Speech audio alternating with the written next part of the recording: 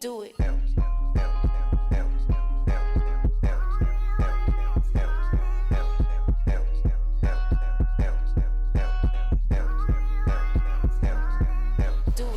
Hey y'all, what's up? Welcome back to my channel. You already know who it is. It's your girl Tay.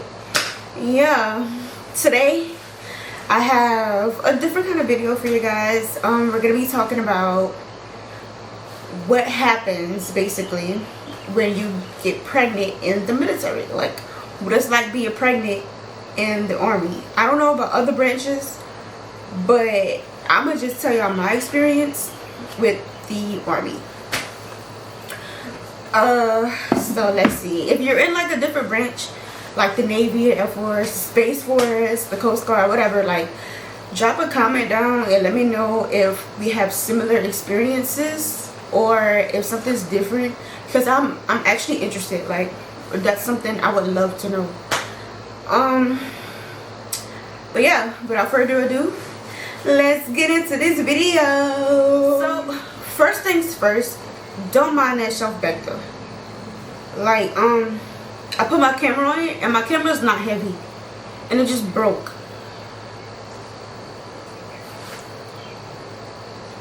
So I gotta get a new shelf. Yeah. Anyways, y'all, I have some notes on my phone that I'm gonna be like sticking with, just so I don't get off topic. If you guys didn't know, I'm currently 6 months pregnant. I'm almost 7 months. Oh my god, that is so crazy. Like, it's insane. Anyways, y'all, I'm 6 months pregnant. I'm currently stationed at Schofield Barracks in Hawaii. Wonderful Hawaii. Yay. Nah, but yeah. I kind of like want to tell y'all how I found out, because telling y'all how I found out, I guess, leads into like everything you have to do to get everything started and whatnot. So how I found out, basically, it was crazy. Okay, so in February I went to this field mission on the Big Island. It's called PTA. So I went to the field mission, and now mind you, before this field mission, me and my husband, like, we've been trying. And I'm not gonna lie to y'all, I self-diagnosed myself. I was like, I'm infertile. Like, why am I not getting pregnant? Like, I can't get pregnant type stuff, right? So I self-diagnosed myself with that. So boom, PTA comes around. I'm on Big Island. Now I'm not around my husband for a month, right? I come back from PCA, and like, I want to say maybe 2 weeks later. Yeah, I come back from PCA, maybe like 2 weeks, maybe 2.5 weeks later, my body is feeling weird. Like, I'm not normal. But I'm not gonna lie, not gonna lie, I honestly thought it was COVID. I thought it was COVID or like the flu or something. Not gonna lie. So like, boom, right?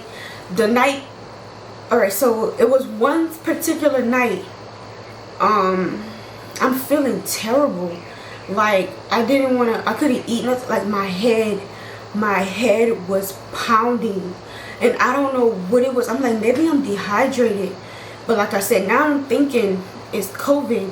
So I'm like drinking water, but I'm like, it's nighttime and I really don't want to go all the way to Tripler. And if you know where Schofield Barracks is at, like, you know Tripler is like a good 20-30 minutes away, but Tripler's wait is in fucking insane. Like, Tripler, the wait there for the emergency room is insane. Like, diabolical. So anyways, I'm like, you know what, I'm gonna thug it out. I'm gonna just take some Tylenol and I'm gonna go to sleep. I'm gonna feel better.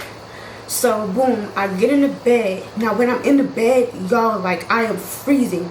Like, I'm talking shivering, freezing. So my husband gets in the bed, and then he's like, why are you so hot? So like I was hot to touch, but I was sure like I'm freezing. My head hurts. Like I said, I'm thinking COVID, like COVID or like the flu, something, right? Now mind you, it never came, like a thought never came, like it never crossed my mind like, when was your last menstrual cycle? Like that never crossed my mind. So boom, I wake up the next day. I wake up the next day.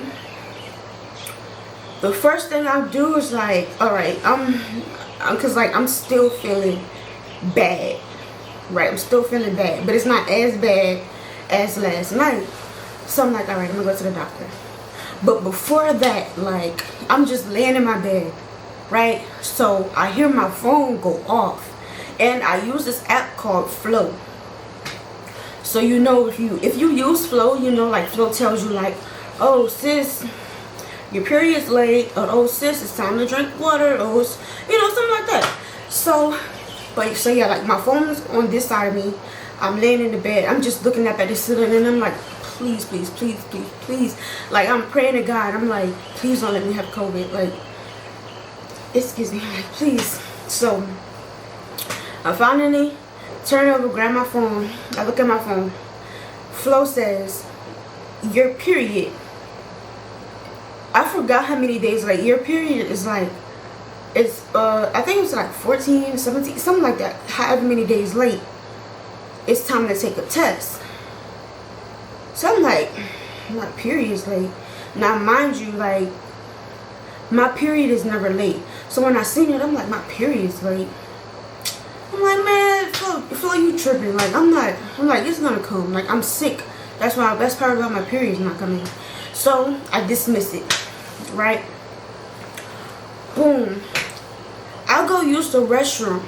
Now, cause you know, not like now I'm just getting out of bed, you know, your first morning urine type stuff. So I'm going to use the restroom, but something told me, like something was like, Punica, like take a test, just take a test, just rule it out, right? Because mind you, like I said, I've been trying, but like I self-diagnosed myself with being infertile. So I take a test, right? I Punica. I dip a little. First, I did the LH strip. I dipped my LH. So I'm like, something's off. So I just dipped the LH. And before, alright, so I dipped the LH. I set the LH down. And not even 3 minutes passed. And the line was like stupid dark. So I was like, I know I'm not ovulating. So I take a HCG test, like an actual pregnancy test. But this is one of the little cheap pregnancy test that's from Amazon.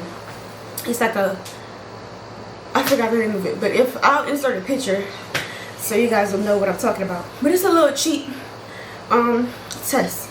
And then I seen a faint, like it looks faint, but to me it wasn't faint. Like like sis, it was there. So now I'm like, child, there is no way. Like there's no way. Boom. I'm like, oh, I have a first response. So now I take the first response test. Put the first response test up in there. And like, you know how you're supposed to wait like 5 minutes? It's either 3 or 5 minutes or something. Like you're supposed to wait that long? No. Child, as soon as you, cause you know you can see the little pee going. So as soon as it went, it popped up. Yeah, I didn't have to wait at all. I'm like, that thing was like, sis, you're pregnant. You're pregnant. So I'm like, now I'm freaking out. So I go run inside my husband. And then my husband was like, I don't believe you. You gotta take a digital test. So I took a digital test and it came up pregnant. He was like, I still don't believe you. We gotta go to urgent care, right? So boom, we go to urgent care because in the military, you need, all right, y'all listening? You need to get like a confirmation test. If you take an at-home test, you still need to go to the doctor and take a confirmation test for them to like be able to give you a pregnancy profile, for them to be able to give you the OBGYN packets, and you gotta fill that out, and then you gotta do all this other stuff. Like once they give you the packet, you call the OBGYN. It's gonna be like a checklist excuse me, not really like a checklist, but it's gonna be like a little form that you fill out. You call the OBGYN. Yeah, you call the OBGYN. You set up an appointment with the OBGYN. The first thing they're gonna ask you is, are you pregnant? You say yes, but you need to have the confirmation test. So you need to either go to sick call or urgent care or whatever, but you need to have that confirmation test in your system, like in the system for them to check. So the first thing they're gonna ask you, are you pregnant? Yes. Okay. You're gonna schedule an appointment with the OBGYN. Once you get the appointment with the OBGYN, you're going to take that piece of paper that you filled out with you. And the first thing you're gonna do is you're gonna meet with like a nurse, but it's like only administrative stuff. Like, you're not gonna see a doctor, you're not gonna see none of that. It's just administrative stuff. So you go there, they assign you OB, they assign you a doctor. What else did she do? Yeah, she assigned me a doctor. She gave me all these papers I needed to get. What else did she do? Basically, that was it. She assigned me a doctor, did all this other stuff, right? Cool, bet. So, once you do that, you're gonna get that, like I said, she's gonna give you the papers. So, within those papers, it's gonna be a paper, it's gonna be like a template, like a counseling template for P3T. Because once you become pregnant, you have to enroll in P3T, which is like PT for pregnancy people. So yes, and I know I got this question a lot. When you do become pregnant in the military, you still have to do PT, but it's pregnancy PT. So it's not pregnancy PT. To me, it's stupid. It's really stupid. Like, I don't see the sense in pregnancy PT. And I'm gonna keep it a stack with y'all. Like, when I do go, it doesn't do anything for, like, it's like, pregnancy already is like so exhausting, bro. So exhausting. So for me to have to wake up to go to the gym and do pregnancy PT and just not get anything out of it, for real, it's like, why am I here? Type stuff. I could be in my bed, feel me, like, let me get my rest. Like, y'all complain about, oh yeah, like, rest during pregnancy is so important. Let me rest. I don't need to go to P3T. Anyways, y'all, y'all just getting a little hot. It's getting a little hot, y'all. But anyways, so yeah, you go and you get this template counseling form for P3T. You take that form to your commander, so your commander has to counsel you. And once that counseling, like, once you get that counseling, your place of duty in the mornings is P3T. Now, the only thing I absolutely love about P3T is the classes. So on Tuesdays we have classes. Oh no, it's not. I thought that was my husband, y'all. But on Tuesdays we have classes at some place for division. But I don't know if it's like this on other bases. I've heard it's like this on other bases, but I'm not sure. But I know for ours, our P3T is division wide, so it's for every pregnant person on post. Yeah, it's for every pregnant person on post. What else? Yeah, so it's for every pregnant person on post. Tuesdays, I forgot where I left off.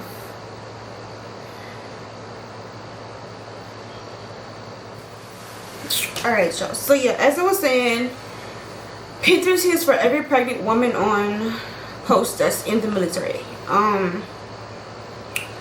It's supposed to be, like, when I first started, it's supposed to be split up in groups. It's supposed to be like first group, second group, third group, and then postpartum. I know first group is for, I think it was like certain weeks. It goes by weeks when I first got there, but now it's literally just pregnant, postpartum. That's it. So yeah. So once you get that packet, you're going to get that consent form, and then they're also gonna give you, like, you're officially on a profile, meaning like you can't wear no headgear, you can't be in a military vehicle, you're not supposed to PMCS any type of vehicles, like none of that. And for the ones who don't know what a profile is, basically, like, a profile is a doctor's note stating what your limitations are. Like, this soldier is, like, can't do this, that, and the third. And, like, at the bottom of the pregnancy profile, like, it has, like, this long paragraph of, like, basically everything that you're supposed to, like, everything that's not supposed to happen. Like, you're not supposed to take an ACFT. You're not supposed to get height and weight anymore. You're not supposed to pull duty. I don't understand why people are still pulling. I know some pregnant people who are still pulling duty, and I don't understand that. Like, it's literally in your profile that you're not supposed to be pulling any type of duties. But yeah, y'all, that's basically what a profile is. So yeah, once you find out, you do have the option. Like, you have the option once you meet with your OBGYN. You have the option if you want to get on a general profile or a pregnancy profile. Now, a general profile is if you don't want your unit to know yet. Like, for any reason you're like, alright, I don't want anyone to know I'm pregnant. You can get a profile that's a general profile that's just stating the same things, but it doesn't say pregnancy. So that's one thing that I really think is cool.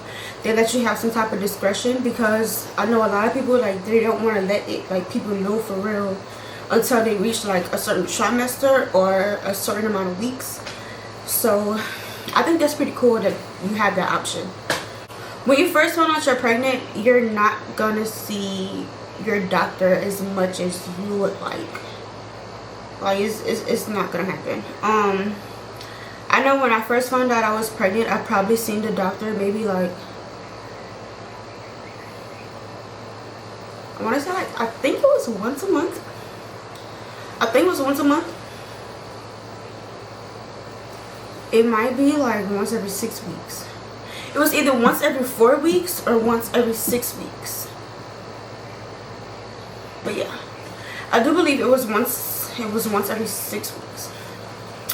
But anyways, so yeah, you're gonna meet with your OBGYN, not a lot.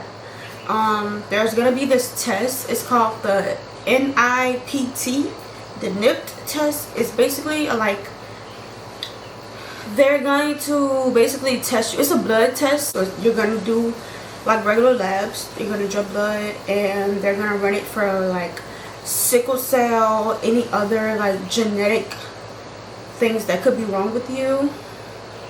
And you can also find out your baby's gender through the NIPT. So that's what me and my husband did.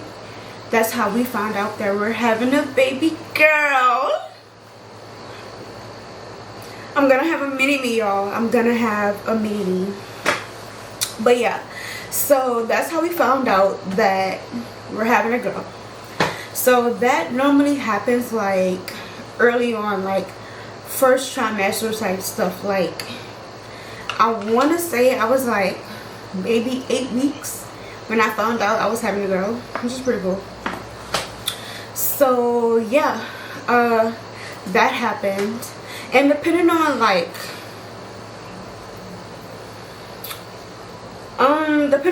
how big you're getting, you're gonna get issued the maternity uniforms. Now, about the maternity uniforms, because I got a lot of questions about these. You get the maternity uniforms from CIF. I've also heard some people get them from, like, their P3C. But I know here on Schofield Barracks, you get the maternity uniforms from CIF. I'm not quite sure if you have to return them once you drop the baby. I don't know. I mean, I think it's nasty if you don't have to, like, if you do have to return them. Like, why can't we keep them? But I don't know too much about returning them. When I got issued these from CIF, they never told me anything about returning it. So that's more information that I need to give you guys, because I don't know. But yeah, so you get it from CIF, and I don't know if you guys will be able to see, but basically this is what the maternity uniforms look like. You have the little buttons on the side, so like depending on how big you get, you can undo the buttons, and it gives you a little bit more room, you know, like you get way more room. And then you have like these. This is how they look. Oh yeah, and bump update, yeah. But yeah, y'all. So that's how they look. They're hot. They're really hot, and I want y'all to know this. Especially if you have an MOS where you're outside, these things are hot. All right, like no cap. I'm not gonna lie to you guys, okay? I'm not gonna lie. They're hot. I don't know if you see me wiping my head and like, they're hot, okay? But anyways, yeah, so you get them from CIF. I don't know if you have to return them. I don't know if it's the same way on your installation, if you're on a different installation. But I know here at Schofield Barracks, you get them from CIF. Yeah, and it just depends on, like, if you're getting too big for your regular uniform, you don't have to get them as soon as you find out. You can wait a little bit and then get them. That's what I did. I waited a little bit until I couldn't fit my uniform anymore, and then I got my maternity uniforms. That's really all I know about being pregnant. I lied. No, it's not. I know at 28 weeks, now 28 weeks is that's a good date right there. Like at 28 weeks, if you're a single parent, listen, let me clear the air about being a single parent. I'm not talking, right? Like if you're married, you understand, like you're not a single parent. But if you have a boyfriend, if you're not married and you have a boyfriend, you're still a single parent. Legally, you're a single parent, right? If you're in the barracks, and of course, like, yeah, you got your little yeah, right? You still single, sis. Okay? Alright. Now, if you're a single parent and you're in the barracks, once you reach 28 weeks, baby, you getting BAH. Now, what BAH means is you get out the barracks and you get a house. Like, the military gonna pay you for you to have a house type stuff. So, boom, you get entitled to BAS. You also start to work an 8-hour workday. Meaning, I'm talking from the time from PT to the regular workday. Meaning, you're probably gonna get off around like maybe 1 o'clock, I think. Either right after lunch, so they might let you go for lunch, or right before lunch.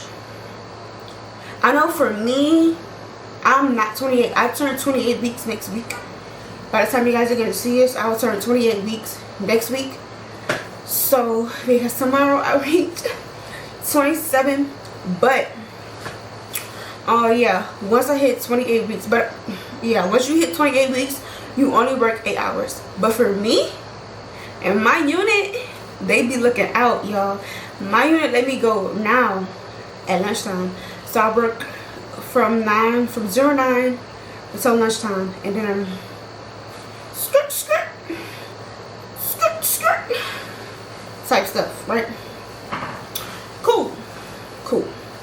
So that is all I know currently about being pregnant in the military, like what changes when you're pregnant in the military. It's not much, but it's something, you know.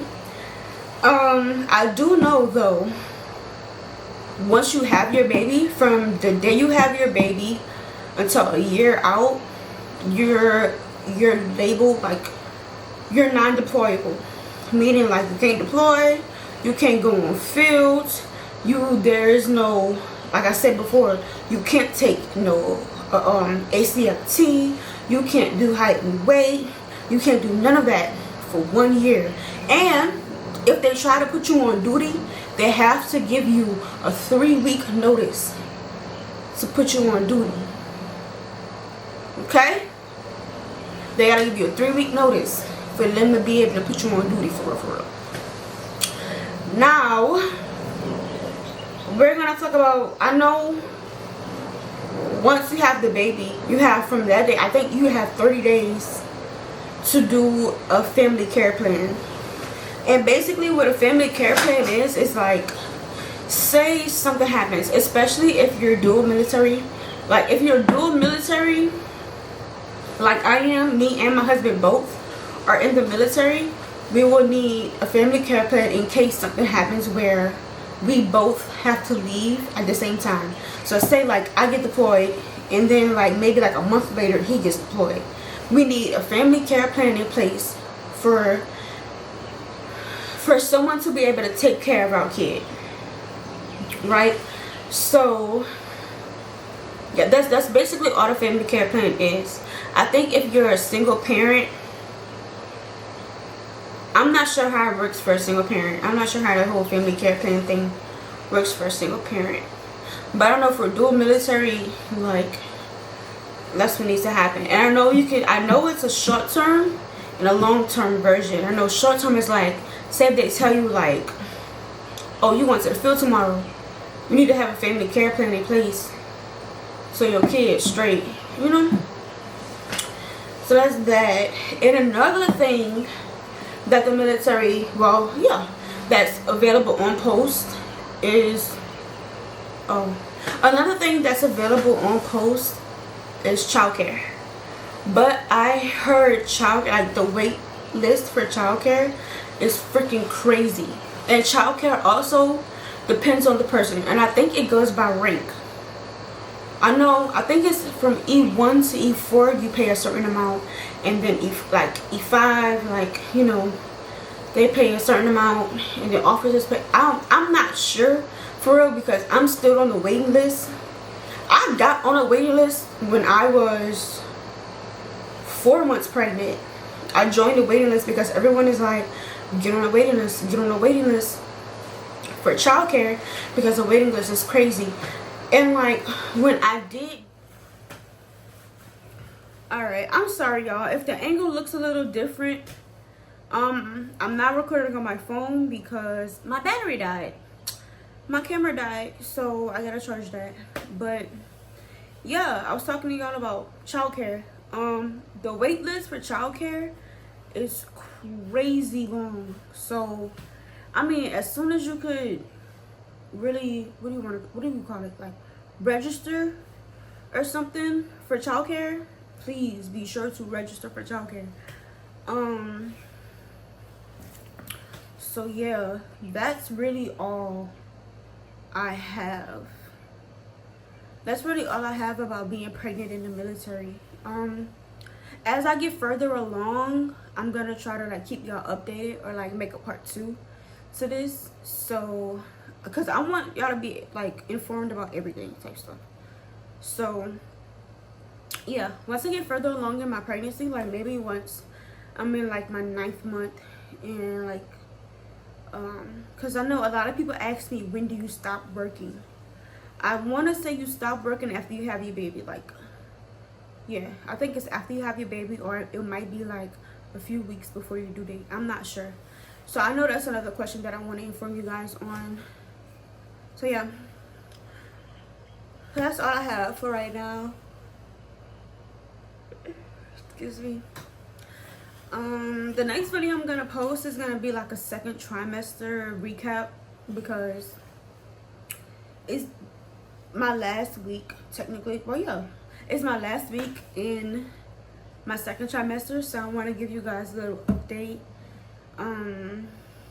Yeah, about what's been going on. I want to update you guys about like the symptoms and doctor's appointments and everything like that that's been going on. So that's gonna be in my next video, so make sure you stay tuned for that. That's gonna be dropping probably right after this one. And yeah, that's all I have for you guys. So if you made it this far, thank you guys so much for watching.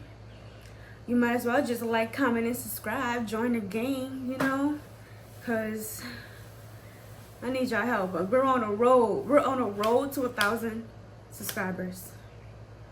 I know I don't have that many right now, but we're on a road to 1,000 subscribers. I'm making a goal. By the end of this year, I need to have 1,000 subscribers. I'm going to have 1,000 subscribers by the end of this year. And I'm not letting up. 1,000. Alright? But that's all I have for you guys. So until next time. Bye.